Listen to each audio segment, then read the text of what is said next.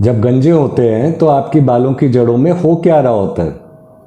हाय, मैं doctor Arvind Poswal, doctor edge clinic, Delhi, India से। आज हम बात करेंगे, समझने की कोशिश करेंगे। अब आप लोगों के बाल गिरते हैं, कोई गंजा होता है तो डॉक्टर लोग बोलते हैं या तो जेनेटिक है।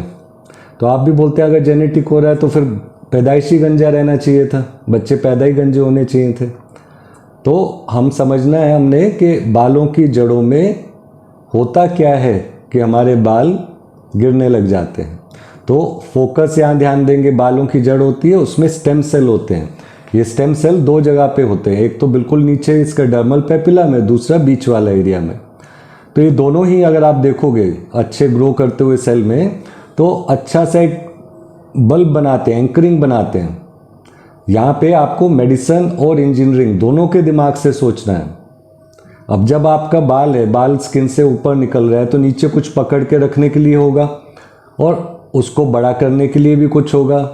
तो वो होते हैं स्टेम सेल। वो जब मल्टीप्लाई करते रहते हैं तो एक रूट शीट, थैली की तरह समझ लीजिए, उसमें मल्टीप्लाई करते हैं तो ऊपर की तरफ बाल निकलता है, नीचे एक मोटा सा बल्ब बनता है, वो पकड़ के रखता है। अब अगर इन स्टेम सेल को हम खाना नहीं दें, ठीक है, अब ऐसा होता है बड़ी बीमारी हो जाए कोई, या कोई सीवियर डाइटिंग हो गया तो क्या होगा, ये स्टेम सेल पतले हो गए, मतलब डिवाइड नहीं करेंगे, न्यूट्रिशन नहीं है। तो वही जो पहले बल्ब था अच्छा सा मोटा सा, वो कमज़ोर पतला होता गया। और यही चीज़ होती है टेलोजन हेयर में, जब हेयर रेस्टिंग फेज में जाता है तो ऐसा बाल फिर बहुत आसानी से निकल जाता है। तो जब आप समझे कभी बड़ी बीमारी हुई, कभी ज़्यादा सीवियर डाइटिंग, बहुत ज़्यादा ऐसी हालत हुई कि बॉडी में न्यूट्रिएंट्स कम है, तो आपके बाल इसलिए गिरते हैं। और इसलिए हम सप्लीमेंट देते हैं। जब आप बायोटिन खाते हो या दूसरा ओमेगा खाते हो या अलग अलग सप्लीमेंट्स खाते हो तो उसका मतलब क्या है कि आपके स्टेम सेल्स तक वो पहुंच के स्टेम सेल्स को वो सब चीज़ें देंगे जिससे स्टेम सेल 1 से 2, 2 से 4, 4 से 8 होगा। अगर वही नहीं होगा तो प्रॉब्लम होता है। तो कॉमन सेंस और पूरी तरह समझना ज़रूरी है। अब इसी में दूसरा सिचुएशन आता है कि नहीं, हमारा लाइफस्टाइल ख़राब है। अब लाइफस्टाइल ख़राब में भी क्या होता है कि ये बालों की जड़ों तक जहाँ पे स्टेम सेल है, सिर्फ आपका ब्लड पहुँचा सकता है कुछ भी। अब वही अगर कोका कोला पी रहे हैं और मोमो खा रहे हैं तो ब्लड भी पहुँचाएगा, प्रेजर्वेटिव और ख़राब चीज़ें। वो हम देखते भी हैं पीआरपी की ट्यूब में कई बार किसी किसी का प्लाज्मा ऑलमोस्ट हेजी होता है क्योंकि इतना ज़्यादा गलत खा रहे हैं। अब इमेजिन करें अगर वही रूट शीट के अंदर जो उसके एनवायरनमेंट है टॉक्सिक हो जाए, टॉक्सिन से भरा हो, तो नेचुरली वो स्टेम सेल नहीं डिवाइड करेगा। कई बार तो वो एस्केप भी कर जाते हैं बाहर स्किन में, जैसे कि वीडियो में कभी देखा आपने। और पतला तो फिर बाल का जड़ हो ही जाएगा ना। तो फोकस स्टेम सेल के ऊपर है और किसी के ऊपर नहीं।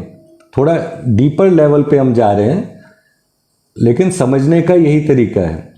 जब आप इसको ढंग से एनवायरनमेंट रखते हैं, लाइफस्टाइल सुधारते हैं, डर्मा रोलर चलाते हैं, पिन पॉइंट ब्लीडिंग करते हैं, रेसवेराट्रॉल और ग्रेपसीड लगाते हैं, वो क्या है, एंटीऑक्सीडेंट हैं, स्किन के अंदर जाते हैं, जो भी टॉक्सिन्स वगैरह हैं उनको न्यूट्रलाइज करते हैं और एक तरह से सिग्नल भी देते हैं स्टेम सेल को मल्टीप्लाई करने का। तो ये स्टेम सेल जब मल्टीप्लाई करता है तो वापस बल मोटा हो जाता है और बाल गिरना रुक जाता है। ये चीज़ कितनी देर में होती है? जीन थेरेपी या डर्मा रोलर जब हम चलाते हैं तो ये चीज़ ऑलमोस्ट 1 से 2 हफ्ते के अंदर हो जाता है। और आपको क्या नोटिस होता है, क्योंकि बाल अब अंदर अच्छा मजबूती से रुक गया तो बाल गिरना कम हो गया। उसी के बाद आपको क्या दिखता है, अब जब आप फीड भी कर रहे हैं इनको तो बाल स्टेम सेल मल्टीप्लाई होता जा रहा है तो बाल लंबा भी होगा। सेकंड स्टेज वो होता है। और थर्ड स्टेज में आता है कि जब proper well fed stem cell होगा तो बाल मोटा भी होता है। ये जो बेसिक फिजिकल एस्पेक्ट है हमारे स्टेम सेल्स को पैम्पर करने का, न्यूट्रिशन देने का, इसको नहीं भूलना है। अगर हम इसको भूल जाएं और सोचें कि कोई अलग से दवाई गोली निकल आएगा उससे बाल आ जाएगा तो वो ठीक नहीं होता। अगर कोई क्वेश्चन हो आपको इसके बारे में तो मुझे व्हाट्सएप से भी कांटेक्ट करें, ईमेल भी करें। ऐसे और टॉपिक्स सिंपल भाषा में अगर समझना चाहें तो मैं बहुत खुश होऊंगा। और इस वीडियो को शेयर करें, लाइक करें और हमारे चैनल को सब्सक्राइब करें, मुझे अच्छा लगता है। शुक्रिया, थैंक यू।